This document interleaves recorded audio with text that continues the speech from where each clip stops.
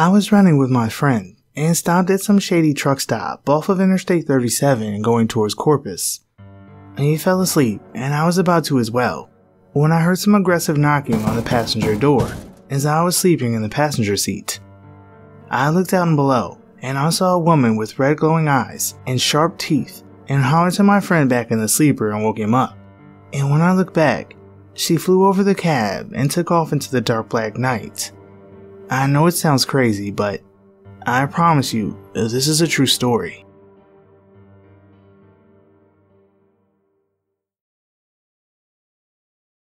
Many years ago, I was on what is called a meet and turn.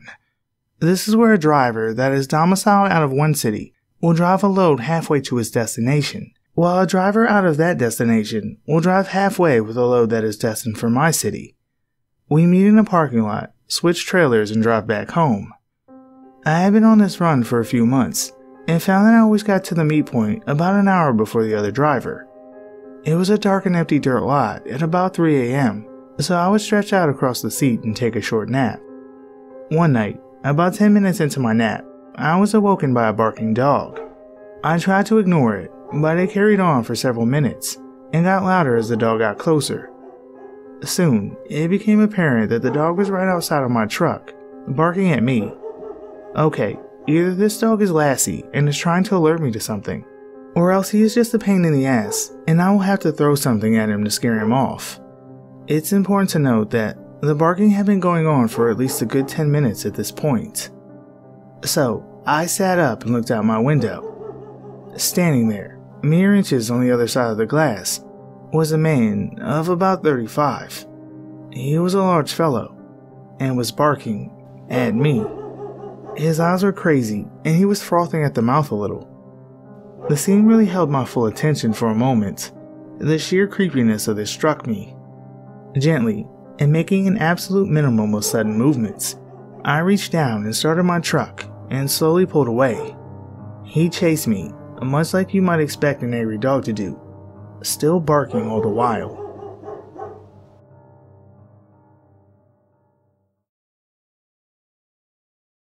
I was crossing the Navajo Nation on my way to Colorado in the 90s. It was around 1 a.m. and I was really tired, so I pulled over between Gallup and Chip Rock.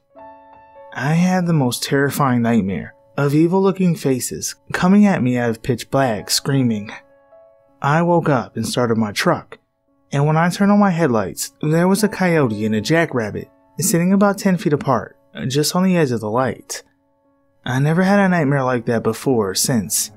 I've traveled that route a few times, but never stopped after dark again.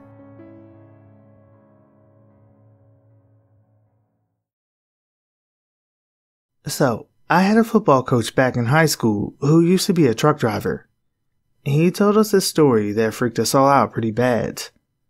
He was driving through a small town in Montana when he was a lot younger and newly married. He said that the route he was on ran alongside just fields and fields of hay, grain, or whatever.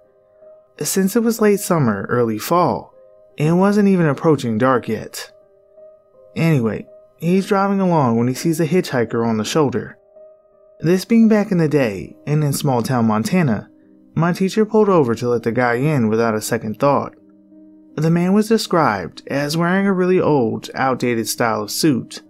Not quite a zoot suit, but styled in a similar baggy way. He also had a big stylish hat.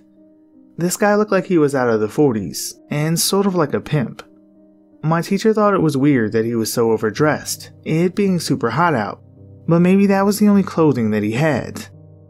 So, the guy gets in next to my teacher without a word. My teacher asks him where he needs to go, and the guy just points forward. My teacher drives on. Later, my teacher tried talking to the guy, just trying to make simple conversation, but the guy wouldn't speak or even acknowledge him. He just pulled his hat down like he was sleeping. Out of nowhere, the guy just tips up his hat, looks out the window and says, "Stop the car, now." My teacher pulls over and lets him out, not wanting to offend a possibly crazy man. The guy stands on the side of the road for a second, and then, at a dead sprint, just runs off into the field beside the road, until my teacher couldn't see him anymore. Granted, the crop was fairly tall, He waits there for a while, thinking maybe the guy had the runs or something and didn't want to shit next to the road. After a long enough wait, my teacher gets back in the truck and starts to accelerate back onto the road. The thing about really old trucks is they don't accelerate very fast. As my teacher got back onto the road, he looked in his rearview mirror to check for a safe merge, but there wasn't a car in sight. What there was the hitchhiker, on all fours like an animal, running or crawling after the truck at a supernatural speed. Meanwhile, my teacher is beginning to fishtail as he attempts to go faster, the whole time his eyes glued on the mirror, watching the man chase after his car. Eventually, he was able to get up to speed and lost sight of the guy in his mirror. When he was able to stop at a gas station to use a payphone, he called his wife at home to tell her the story and to lock up the house. She thinks he's just messing with her, and he had been talking to her coworker about the hitchhiker. When he asked her why she would think that, apparently, at her office in the town she worked in, one of her coworkers told her a story of the exact same thing happening to them, and it was a well-known urban legend in that town. She thought it was just folks playing with the new girl at work, who had to drive home alone at night. Anyway, my teacher assured her that he was not lying, and she evidently believes him and can vouch for her side of the story because she showed up to one of our fundraisers and I asked her about it. So yeah, now I just avoid lonely roads in Montana.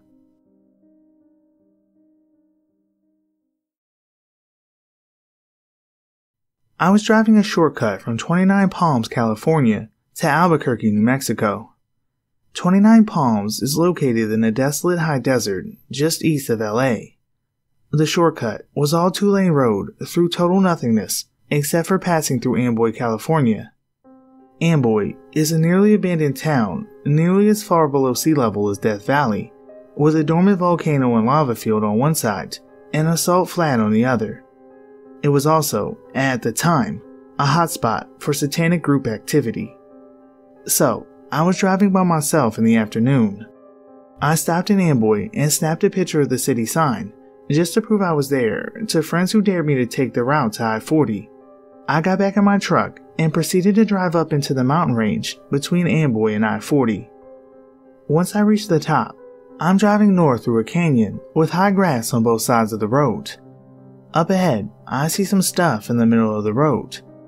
As I approach, I slow down to see a red Pontiac Fiero stop sideways across both lanes, a suitcase open with clothes scattered everywhere, and two bodies lying face down in the road, a man and a woman.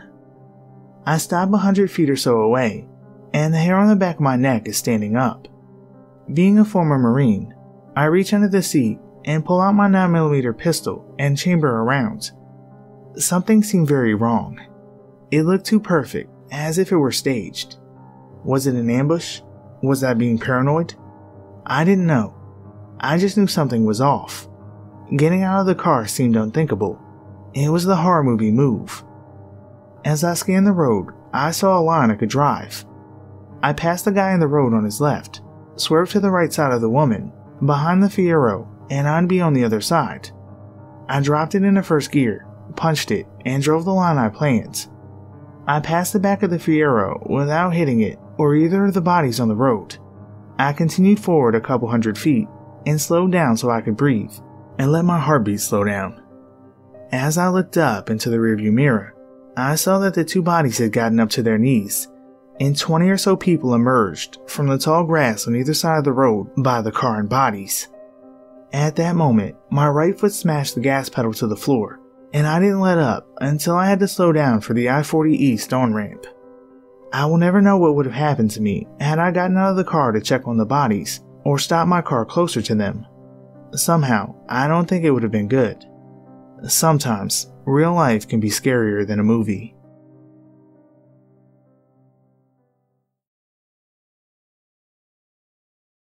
My dad drove a truck for 30 years and told me the story of the time that he was driving in the middle of nowhere, in the middle of the night. It was pitch black and he was passing under a bridge. He looked up and saw what appeared to be a lone child standing on the bridge, looking down at him.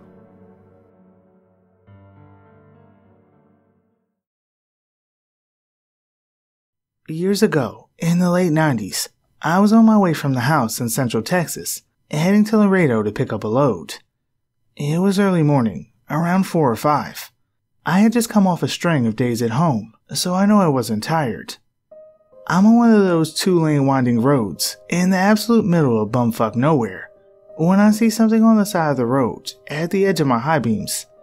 At first, I just thought it was roadkill, as is usually the case.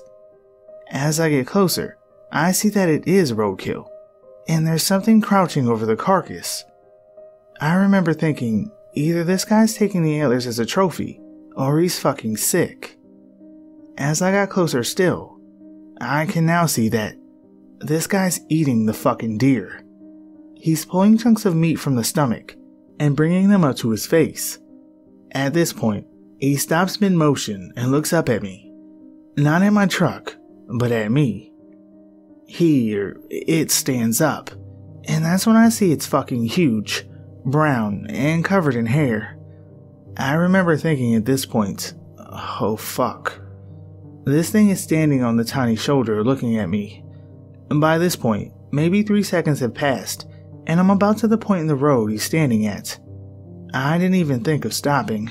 In fact, I started to lay on it and get the hell out of there. As I'm passing it, it's looking at me. Again, not at the truck. It's looking through the driver's side windshield at me. He obviously has the intelligence to know that there's a driver in here, and knows where I'm sitting. As I start to pass him, I can still see its head above the hood of an old needle-nose Pete, an old truck design where the hood goes straight out from the windshield, known for being tall and difficult to see around. This thing is fucking giant. I remember seeing what looked like human intelligence in its eyes. It still scares the shit out of me.